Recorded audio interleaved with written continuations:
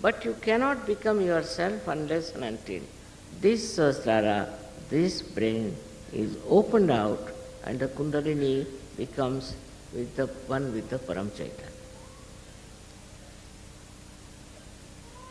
Before that, you are in complete ignorance about what is good and what is bad.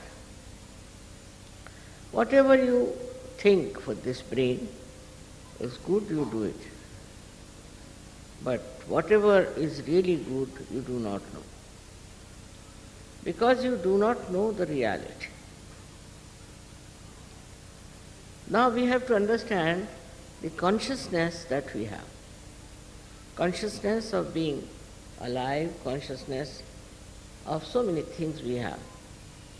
And the so-called knowledge we have about everything.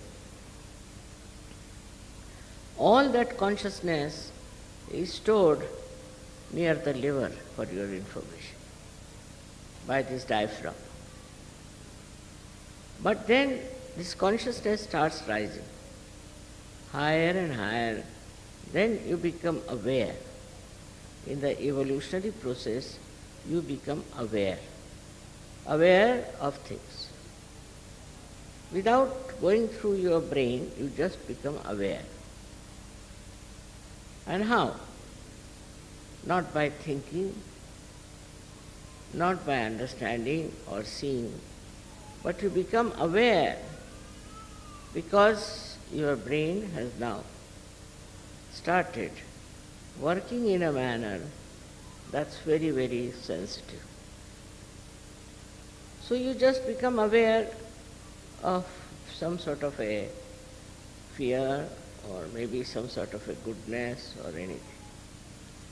But it goes even further. The growth of consciousness, which becomes aware, goes further, where you start liking a person or disliking a person. But still it's nothing definite and sure. You dislike a person because he has a particular type of a face, maybe eyes or one maybe anything. Or maybe because you have known somebody who has been very nice. So you start transferring that image onto others. With these transferred images, you can hate or love someone. Then you start saying, I hate this, I hate that, which has no actually substantial meaning. You hate it because perhaps maybe such and such person looks like somebody. Now you go further with it, then you see that such and such person, now I'm not talking about things, but about persons. Such and such person has done this harm to me, something positive. So you start feeling that you should hate that person. Now you start hating that person. With that hatred, you develop new faculties how to harm that person. Then you start thinking how to destroy that person, how to make his life miserable. Then you may beat that person, you may shout at that person, you may try to kill that person, you can do anything. So now the awareness is going towards other direction, which is darkness, which is not light. Because in the light you won't do such a thing. In the light you see everybody is sitting, you know how far you are, where you are sitting. If you want to go out, you know how to walk out. But when in the darkness you are there, you just don't understand. And you go on behaving in a manner which cannot be explained otherwise, except that because you are a human being. Animals don't do that. Animals have limitation. The animals, if they find something wrong, something absolutely harmful to them, then they will attack or run away. But they do not carry a kind of a hatred or anything, but they can carry the impression of fear, could be of some sort of a harm done to them. But human beings are not like that. Human beings don't have any particular reason as such to hate someone. But why it works out? Because they are involved in their ego. Egoistical person feels that he has a right to do what he wants to do. He can kill anybody, he can bomb anyone, he can do whatever. But a person who is not doing that is the other way around, is frightened, is afraid of someone. Now the awareness moves on. This is a subtler awareness, because if you are afraid of somebody, you would not like to go to his house, you will avoid him in the street. All things you can do.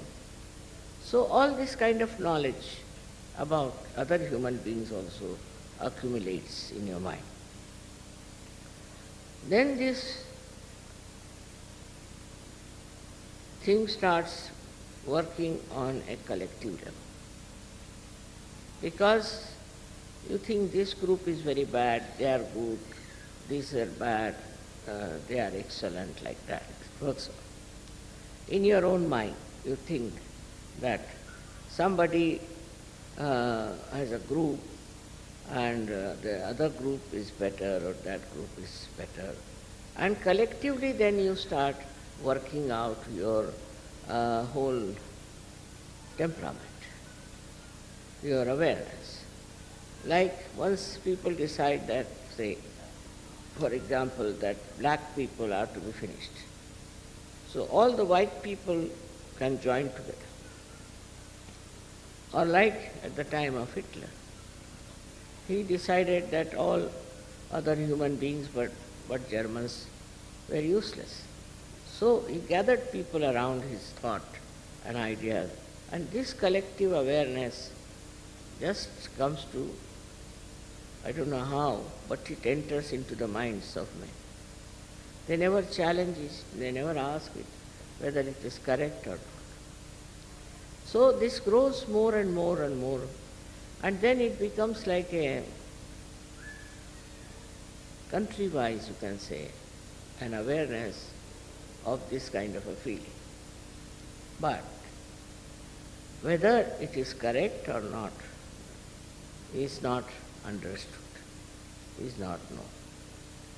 So what is important, that you should know reality, you should know exactly what is right and what is wrong. For that, as I told you, there is this great power of Kundalini within. She is the one, she passes through all these centers, enlightens them first. So your awareness gets enlightened. And when she pierces through Sahasrara, she joins you to this all-pervading power, which is knowledge, which is love, which is truth. So after that you immediately know. Some people don't know immediately, but some people do. That what we have been thinking so far of separating ourselves from others by thinking they are not all right, they are wrong, they are whatever it is, this disappears. This disappears completely. And then you realize that your awareness itself is dominated by so many other circumstances. For example, where you were born, what your parents taught you, what experiences you have had. And then you realize that it was all wrong because it's not reality. Whatever feelings you have, whatever ideas you have about another person or about other nation, all of them are not correct. Because now your Sahasrara is awakened, that it is connected now to the all-pervading power. So this starts flowing into you. This, I should say, enlightened awareness. It starts flowing down into your being, in your brain, and then on your nerves. You can feel that awareness. Now, once you want to know about something, whether it is right or wrong, absolute right and wrong, it's not question of relative. You just have to put your hands towards that person or towards that thing or whatever it is. Immediately on these vibrations you will know.